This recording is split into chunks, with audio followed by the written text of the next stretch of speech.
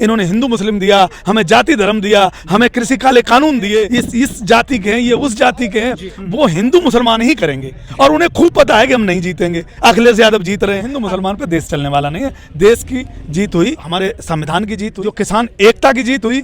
लेकिन इस प्रधानमंत्री को जीवन भर और पीढ़ियां याद रखेंगे कि ये धोखेबाज और दगेबाज और सिर्फ प्रधानमंत्री बकवास करने वाला था।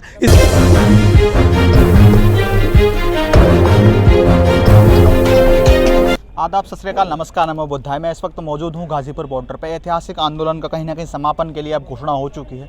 मेरे साथ कुछ वक्तागण यहाँ पे मौजूद है। मैं उनकी राय और उनकी प्रतिक्रिया जानने का प्रयास करूँगा। सर, जिस तरह से 378 दिन का लंबा समय से आंदोलन चल रहा था और अब घोषणा हो रही है, किस प्रकार देख रहे हैं? खुशी का माहौल है पूरी जगह? नहीं, क्या खुशी है आप बताओ? मीडिया ये कहती है खुशी का माहौल है, क्या खुशी है? हमें क्या दिया? कुछ समय पीछे मेरे पीछे अभी मिठाइयाँ बांटी जा रही थी। सर मिठाई नहीं, ऐसा कुछ नहीं है। एक बात तो ये समझ लो, देश में इतनी बड़ी एक घटना हो गई है। एक तो इसलिए खुशी नहीं है। दूसरी बात ये है कि खुशी एक का माहौल ऐसे इसलिए कुछ नहीं है। हाँ, ये है कि भाई 1 साल बाद हम घर जा रहे हैं अपने वापस, और तो एक बात तो है कि अब टेंशन यहाँ का खत्म हो गया है। लेकिन इस आंदोलन से मिला क्या? अरे जो काले कानून दिए थे, आपने कहा साहब आपकी टांग काट रहे हैं हम, और जब नहीं कटी तो कोई इलाज करा रहे हैं हम। तो ये कोई खुशी का माहौल नहीं है। मोदी सरकार, या यूं कहें कि उद्योगपतियों की सरकार ने जो किसानों को तोड़ने का, किसानों को बर्बाद करने का, किसानों के खिलाफ जो 1 साल तक षड्यंत्र रचने का काम किया था, वो पूरी तरीके से पर्दाफाश हो गया। और देश का किसान अब समझदार हो गया।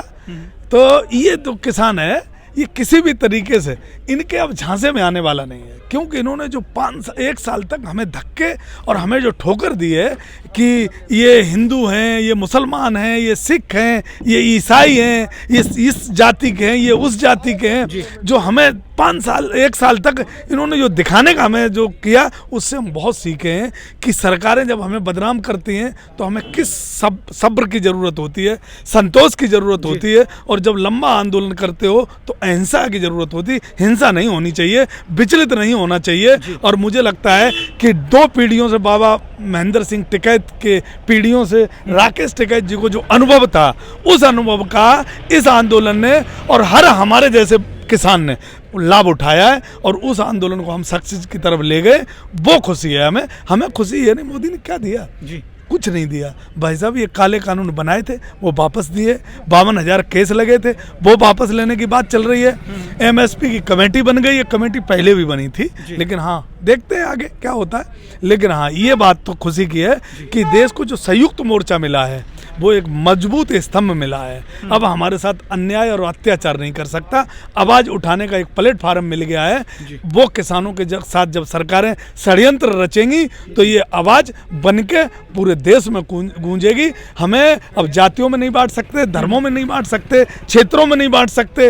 वो सरकारों को देखना पड़ेगा। 2022 का चुनाव आ रहा है, आप जाति के हिसाब से चुनाव लड़ेंगे, काशी और मथुरा पे चुनाव लड़ेंगे, तो आप जमीन पे नहीं रहेंगे। उत्तर प्रदेश के चुनाव के जिक्र कर रहे हैं आप लोग। लगातार हमने देखा कि किसान आंदोलन से मैं तमाम चेहरों से मैंने जानने का प्रयास किया कि आखिर लहर किसकी है। 2 युवा उतर चुके हैं मैदान पर, तमाम चीज़ों को कहीं ना कहीं उनकी लोकतंत्र में उनकी आवाज़ भी दबाने का काम कर रहा है। अभी कुछ समय पहले मैंने देखा एक खबर आ रही थी, समाजवादी फ्रंट के मंच में टेक्निकल प्रॉब्लम बताकर उनका माइक बंद कर दिया था। किस प्रकार देखते हैं इन चीज़ों को? नहीं, देखो, ये जो विशेषज्ञ हैं, जो जानकार लोग हैं, वो ये कहते हैं कि सरकार ने षड्यंत्र रचा था, उनका नेट जो है वहाँ काट दिया गया था।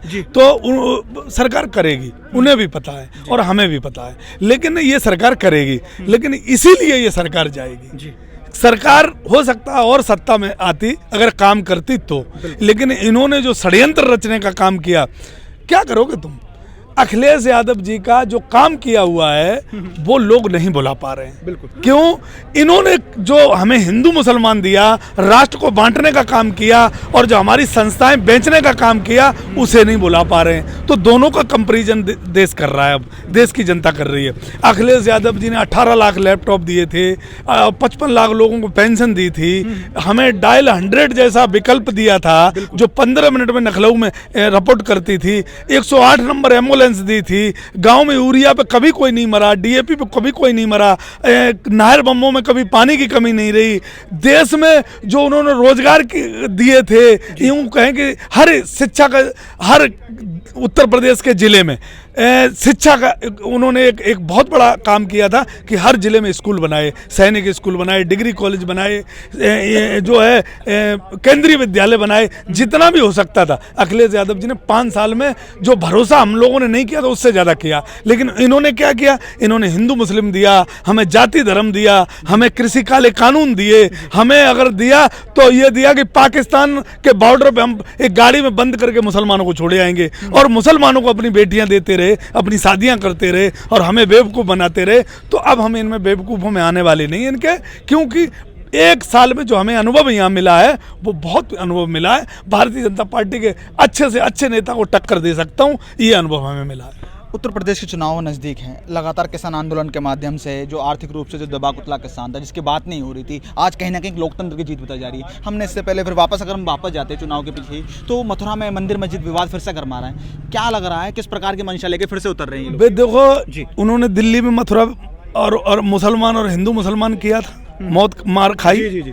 बंगाल में उन्होंने हिंदू मुसलमान किया, मार खा रहे, लेकिन उनके पास दूसरा कोई विकल्प नहीं है। करें क्या, काम किया नहीं कुछ, वो हिंदू मुसलमान ही करेंगे और उन्हें खूब पता है कि हम नहीं जीतेंगे। अखिलेश यादव जीत रहे हैं, अखिलेश यादव और जयंत की रैलियों में जिस तरीके से जनता प्यार दे रही है, भीड़ उमड़ रही है, इनको खूब पता चल गया है। लेकिन इनके पास दूसरा कुछ है ही नहीं, विकास की बात नहीं कर सकते। गन्ने के पेमेंट बात कर लो तुम, अभी भी गन्ने का करीब 4400 करोड़ रुपए बाकी है गन्ने का।